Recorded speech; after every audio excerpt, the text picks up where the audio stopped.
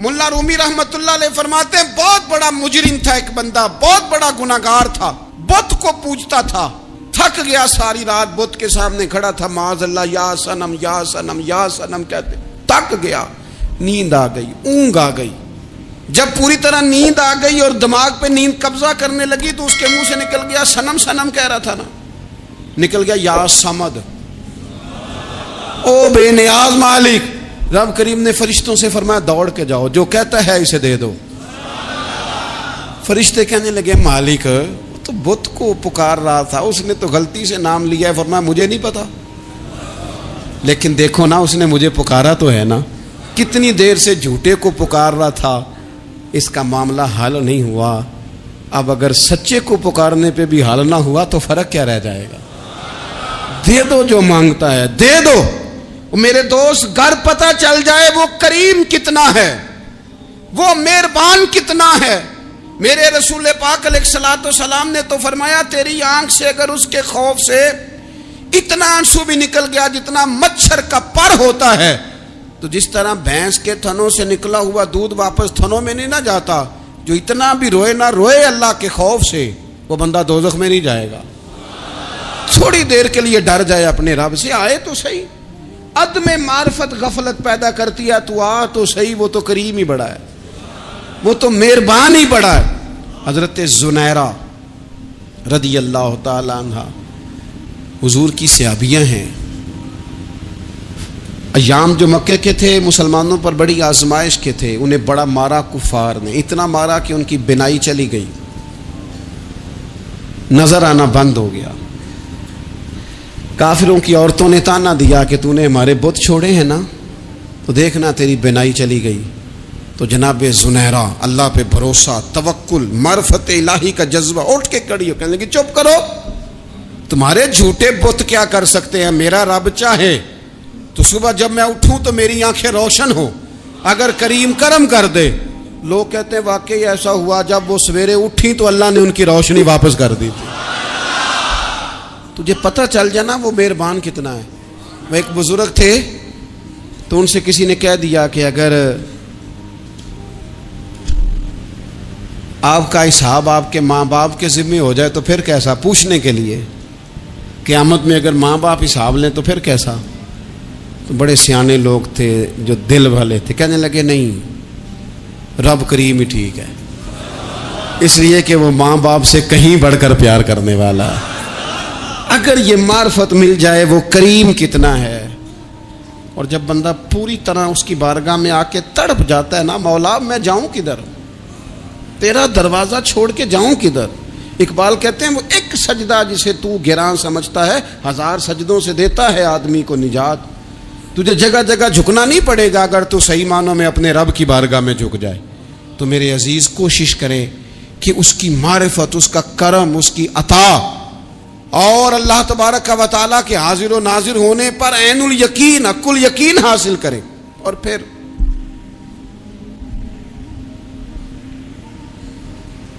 8ویں بات یہ ہے کہ غافل لوگوں کی صحبت بھی بندے کو غافل کر دیتی ہے۔ غافلوں کی صحبت میں نہ بیٹھے، ان کی صحبت میں بیٹھے جن کے پاس بیٹھنے سے دل میں رب رسول کی محبت پیدا ہوتی ہے۔ غافلوں سے بچیں۔ چنگیاں دے لڑ لگی ساں تے چولی چ پھل پئے، تے جدوں میں پیڑیاں دے سنگ رل گئی تے میرے اگلے بھی ڈل گئے۔ برے آدمی کی صحبت بندے کو غافل کر دیتی۔ غافلوں کی صحبت میں کبھی نہ بیٹھے، کبھی نہیں۔ غافل آدمی آپ کو غافل کر دے گا۔ میرے نبی پاک علیہ الصلوۃ والسلام نے فرمایا انسان اپنے دوست کے مذہب پر ہوتا ہے۔ یہ بہت بڑے لفظ ہیں۔ فرمایا المرء علی دین خلیلہ، انسان اپنے دوست کے مذہب پر ہوتا ہے۔ تو دیکھ تو نے دوست کس کو بنایا ہے، جو تیرے دوست کا مذہب ہوگا وہی تیرا ہو جائے گا۔ ہم نے دوست بنایا نا غوث پاک جیلانی کو، ہم نے یاری لگائی ہے نا داتا علی اجمیری سے، ہماری نسبت ہے نا معین الدین اجمیری سے، ہمارا تعلق ہے نا بہاؤالدین زکریا ملتانی سے، ہمارا رشتہ ہے نا حضرت مجدد الفسانی سے۔ ہم ماننے والے ہیں نا اعلیٰ حضرت بریلوی کے. ہمارا تعلق ہے کبھی جماعت علی سے کبھی مہر علی سے. ہمارا ان سے تعلق ہے تو صبح شام ہماری زبان پہ رہتا ہے بالغ العلا بکمالہ کشفت دجا بجمالہ حسنت جمیع خصالہ صلو علیہ وآلہ. ان سے تعلق جڑا ہے نا تو کئی دفعہ تنہائیاں تڑپا دیتی ہیں اور تڑپ کے کہتے ہیں آج سکھ متران دی ودھیری ہے. آج سکھ متران دی. سکھ کہتے ہیں اڈیق کو, متر کہتے ہیں محبوب کو. اج سکھ متران دی ودھیری ہے. اے کیوں دلڑی اداس گھنیری ہے, لوں لوں وچ شوق چنگیری ہے. اج نینا لائیاں کیوں جھڑیاں. سبحان اللہ سبحان اللہ سبحان اللہ. پہلے کہتے ہیں سکھ متران دی ودھیری ہے یعنی اداس ہوں, پھر حضور کے جلووں پہ نظر کرتے ہیں, کہتے ہیں سبحان اللہ سبحان اللہ. ماں اجمل کا ماں احسانہ کا ماں اکمالہ کا, اور پھر فوراً کہنے لگے او کتھے مہر علی, او کتھے مہر علی, کتھے مہر علی تے کتھے تیری سنا. اب دیکھو مشتاق اکھیں کتھے جاڑیاں بلغ العلا بے کمال کشفت دجا بے. اور میرے اعلیٰ حضرت کہنے لگے سرور کہوں کہ مالک و مولا کہوں, باغ خلیل کا گلے زیبا کہوں تجھے. تیرے تو وصف عیب تناہی سے ہیں بری, حیران ہوں میرے شاہ میں کیا کیا کہوں تجھے. غافل آدمی کی علامت ہے برے لوگوں کی صحبت میں. خبردار ان کے پاس نہ بیٹھنا جن کے پاس بیٹھنے سے تمہارے دلوں میں اولیاء اللہ اللہ کے بندوں کی عداوت پیدا ہو. خبردار خبردار ان کے پاس نہ بیٹھنا جن کے پاس بیٹھنے سے تمہارے دلوں میں حضور کی اولاد پاک کے بارے میں شک پیدا ہو. خبردار اس شخص کے پاس نہ بیٹھنا جو امام حسین ابن علی کے بارے میں کوئی کمزور بات کرتا ہو, بچنا. خبردار اس سے بچنا جو حضور کے صحابہ کے بارے میں بات کرے, بچنا بچنا اس سے. جو سیدنا ابو بکر صدیق کے بارے میں کوئی دیکھو کیا مقدر ہے صدیق و فاروق کے, جن کے گھر ہی رحمتوں کے خزینے میں. بھلا کیا کہا نبی پاک, حضور نے فرمایا میرے اوپر جس نے نیکی کی تھی بدلہ دے دیا ہے. یہ جو میرے ابو بکر صدیق ہے نا, ان کو میں اللہ کی بارگاہ میں لے جاؤں گا, کہوں گا مالک تو ہی بدلہ عطا فرما. ایک ہاتھ میں جناب صدیق کا ہاتھ پکڑا, ایک میں حضرت عمر کا ہاتھ پکڑا, اور حضور مسجد نبوی سے باہر آ رہے ہیں. دیکھنے والے کی زبان سے بے ساختہ سبحان اللہ نکل گیا. کیا شان ہے, کیا مقدر ہے.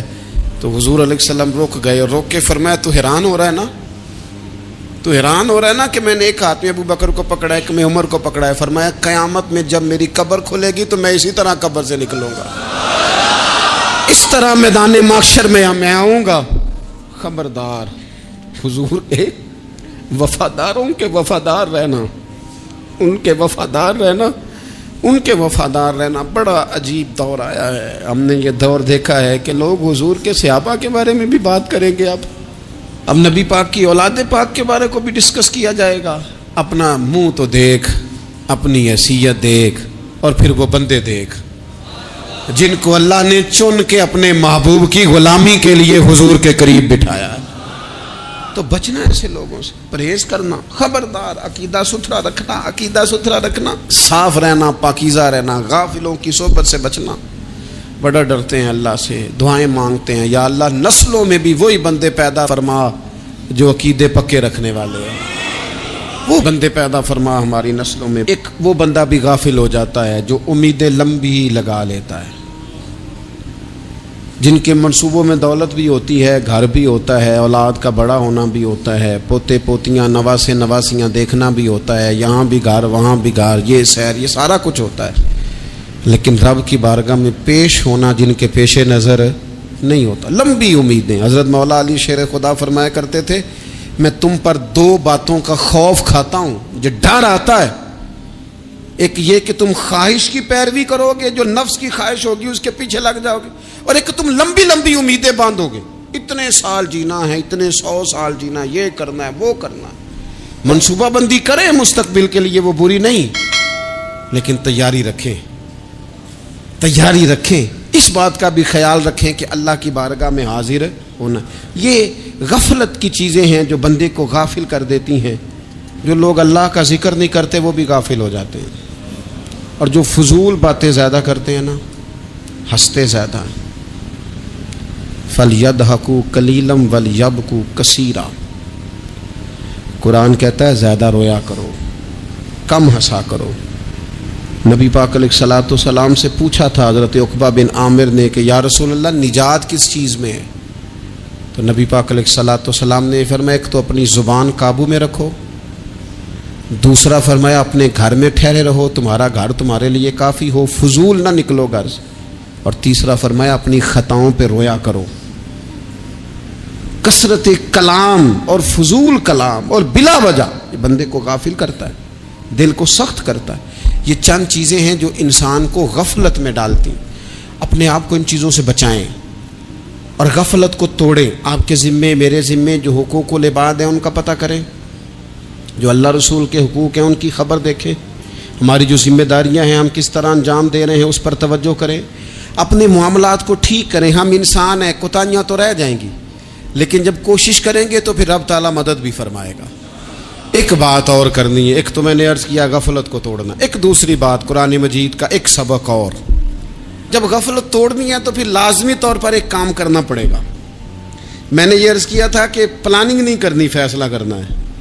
تو فیصلہ کرنا ہے تو کرنا کیا ہے؟ پھر قرآن حکیم نے سورہ بقرہ میں کہا فاستبقوا الخیرات,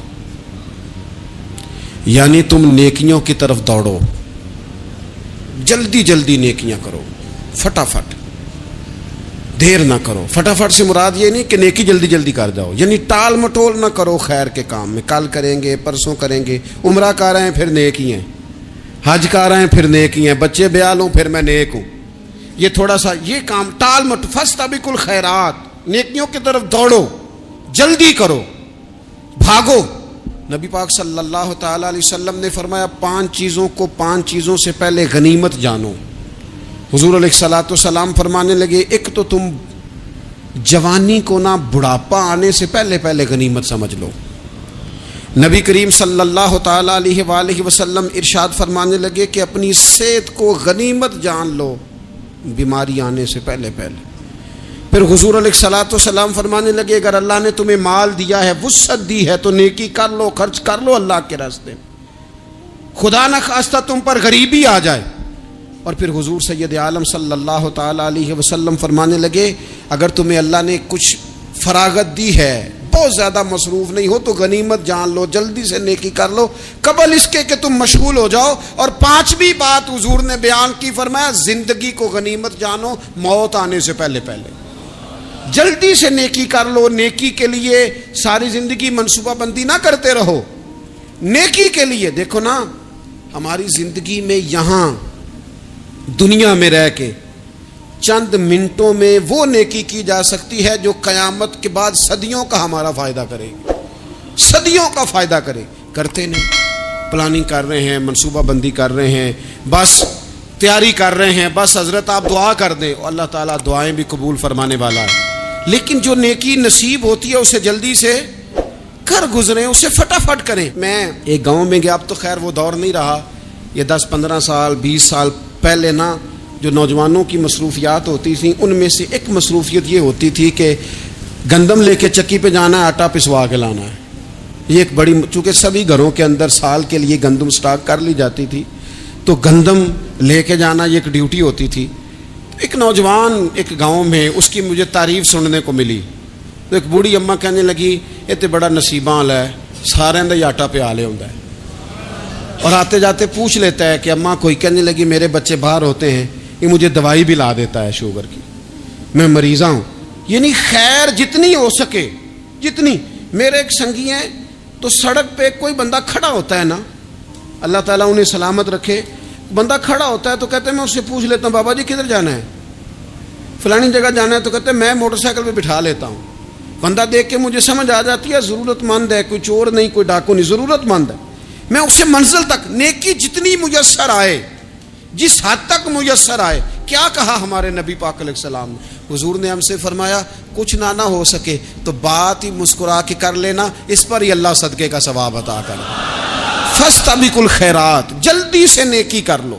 اپنے نامہ اعمال میں روز نیکیاں جمع کرو، کوئی نہ کوئی خیر کا کام روز کرو اور جلدی سے کرو.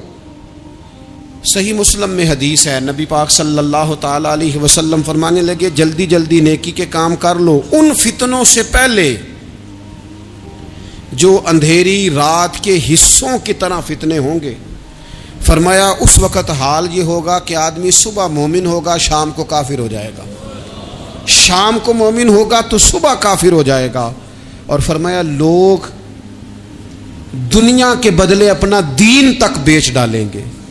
معاذ اللہ جھوٹی قسمیں نہیں کھائی جاتی، جھوٹا قرآن مجید نہیں لوگ اٹھا لیتے. لوگ دنیا کے لیے دین بیچ ڈالیں گے. اس سے پہلے جب فتنے اتنے زیادہ ہو جائیں، اس سے پہلے نیکی کر لو، کوئی خیر کا کام کر لو.